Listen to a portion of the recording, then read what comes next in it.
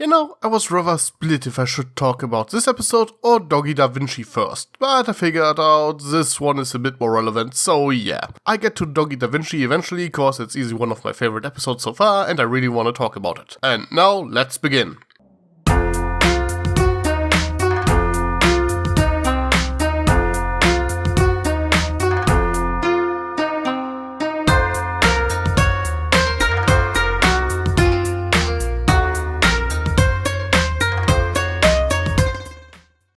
London, we have a problem. This is a big one. After Hunter finally found the House of the Dalmatians in Doggy Da Vinci, he is ready to make his move. He sends his cat in, but he quickly learns that you can't get into the house without a matching paw print, so Hunter has to find a different way to get in. And he's a clever little shit and shows himself to be quite the manipulator as he tries to befriend Dylan, with great success, as they seemingly share some interests. Notice that while he orders most of the stuff, he shows Dylan later, on short notice, and simply calls it space junk, that he had no opportunity to actually prepare for that first encounter, and yet knew about functions of Dylan's new helmet. A helmet he only just received on that day. So even if he assumes that Hunter spent a couple of weeks between Doggy Da Vinci and this episode observing them and learned about Dylan's fascination with space, he still seems to know that stuff rather well, like it is a genuine hobby of his, even if he treats it more casual than Dylan. Frankly, I think it would be kinda interesting if they were to form an actual bond over it. It would certainly make for an interesting episode somewhere down the line.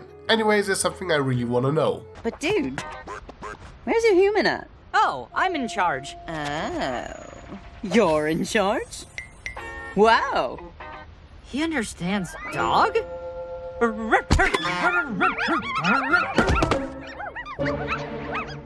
Yeah, I need a little space too sometimes. Totally feel ya. Hey, wanna hang out and talk space? Is Hunter really capable of speaking with dogs? He's at least very good at guessing, or reading body language, I guess. Now what makes the latter a bit more likely is that Dylan's dialogue is portrayed as barks. In any case, if Hunter wasn't such a jerk, he would probably be pretty great with animals, which can be sort of seen with his cat as well, considering that he treats Cuddles like his personal servant. He seems to have some actual talent in animal handling. But unless he actually decides to be less of a villain, it's kinda wasted on him. And yeah, frankly, I think it's possible that they might reform him at some point. At the very least, he knows that dogs are smarter than they appear to be, as he goes to great lengths to manipulate Dylan. Perhaps the greatest twist in the episode is that he actually accounts for the worldwide roof and lets Dorothy use it to lure Dylan to his location. Admittedly, that was rather impressive. Well, and after he won Dylan's trust with his space toys, he's using him to get through the door of 101 Dalmatian Street. Dylan, don't let him in. What? Hunter? He's A total dog napper and... a super nice guy, but don't take my word for it. See for yourself. Get ready for the family trip of a lifetime!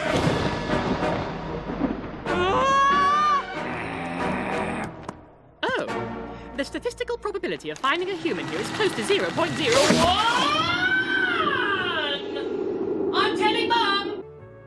He is enjoying that way too much. So as it turns out, Hunter works actually pretty well as a villain. He just looks freaking insane while trying to hunt the Dalmatians down. It sure is kinda creepy. Yet it is also so over the top that it is also slightly funny. So yeah, as far as cartoon villains go, Hunter is probably as good as he can be. He is funny, can be threatening when demanded, at least in the context of the show, and while he is mostly played for comedy so far, he still appears dangerously competent. If we ignore that he spent several grand to capture some Dalmatian puppies only because some of them are related to those that screwed over Cruella. You know, if you are a freaking billionaire, just buy some pups at the next animal shelter or hire a breeder for Christ's sake. It's not like Dalmatians are endangered. But in the end, he is outsmarted by Dylan and, as it turns out, trigger words are stronger than any container. Well, and then Hunter ends up being shipped away to Switzerland instead of the Dalmatians calling for help.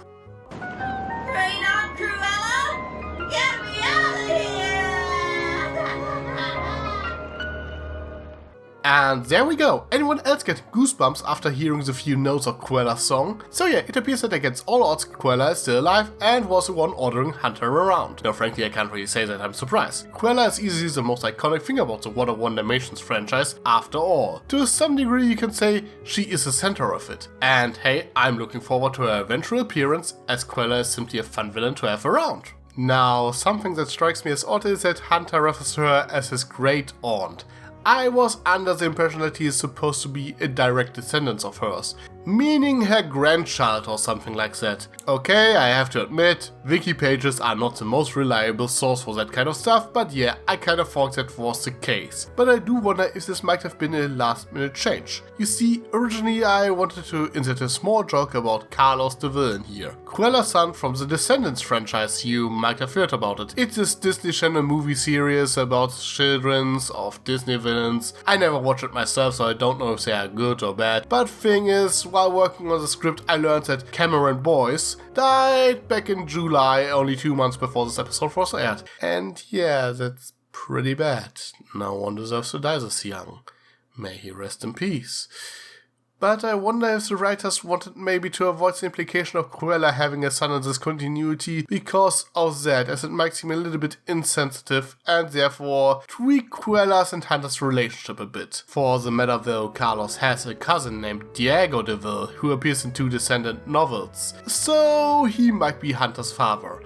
And Diego himself might be the son of either Cecil DeVille or Ivy DeVille, the siblings of Cruella that appeared in the 90s TV show. And oh my god, I think I might be overthinking this a little bit. Let me know if you want me to do a video on the DeVille family tree. I might even do it just for shit and giggles. In any case, Cruella is alive and that's pretty neat, but we also get the confirmation that the Dalmatians are indeed descendants of Pongo and Perdita, well at least some of them. Looking at the picture, it is kinda cool how they managed to tweak their character designs just enough to make them fit into the new art style while still keeping them faithful to the original. I really like the look, and we even get a picture of Roger and Anita alongside some other stuff that belongs to them. As it turns out, Pongo and Perdita kept a bit of Cruella's scent for future generations so they can identify the villains and keep away from them. And Duck and Delilah know very well who she is.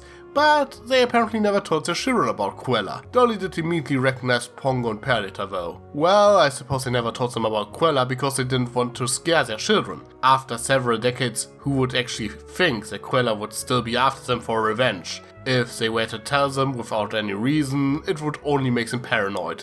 Finally! Doomsday! And who knew it'd be on a Tuesday? Another curious thing is that A Summer to Remember comes after London We Have a Problem in production order, and indeed the summer special will be aired in Germany at least after this episode here, which changes the context a little bit. If we assume that A Summer to Remember is set shortly after the Hunter incident, it almost seems like they just wanted to get out of town and away from possible danger for a bit. Though again I might be overthinking this as well. But now let's talk about Dylan, Dolly and their siblings. I think part 1 is a bit problematic. They kinda pushed it that Dylan is having a particular bad day, so Hunter has an easier time manipulating him. It starts out well enough with him getting his new helmet, and it is supposed to be his day off, but then this happens. Your shift? But it's the weekend! Dr. Dave got beaten up at boxer size. And half the crew have flu! But what about Astro Dog training? Well, son, it's kinda, maybe, Just say it, Sweets. sorta, well, definitely looks like it's... Cancelled! How about a consolation hug?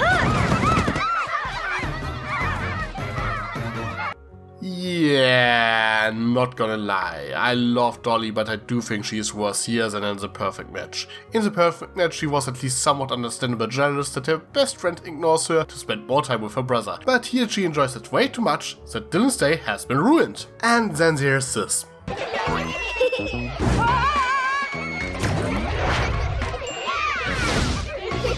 Dolly! Oh, So sue me! It may not be as accurate for puppy flinging purposes as I'd hoped, but it sure is fun! Dad, talk to her! The bow flinger is strictly for breakfast use only. and they're not wearing helmets. This is way too reckless even for Dolly.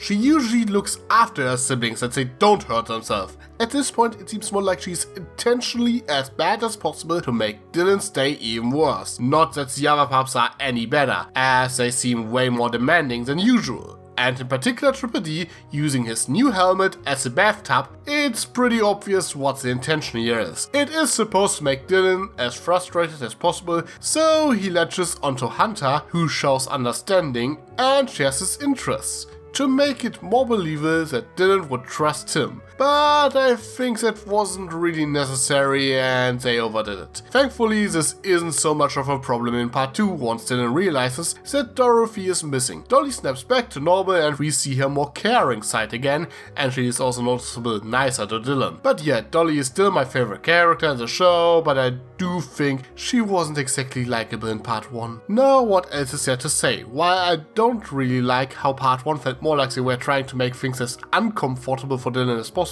it still had some good jokes here and there and I really liked Hunter's interactions with him. But what really sells this episode is the tension in part 2. It was a pretty good climax, well, and Hunter's defeat was pretty hilarious as well. And with that being said, let's wrap things up. London, We Have a Problem is a pretty good 2-part episode. Now, I still don't think that the show will become completely story-driven. Sure, it will continue that DeVille storyline here and there, and we probably get to see Cruella in person in the season 1 finale, but I do think that the majority of episodes will remain self-contained fun episodes. Some might tackle more serious topics, while others are more lighthearted. In any case, if this episode sets the standard for more serious episodes, I cannot wait to see more. Just don't make your characters unlikable on purpose next time, okay? But what about you? Did you like this episode? Anything that bothered you? What are your thoughts on Cruella still being alive? Let me know in the comments below. I'm Dagger, and I'll let you know once I've come up with a catchphrase. Sly as a fox, you got me under your spell. But you know I'll never tell that I know you know so well. Sometimes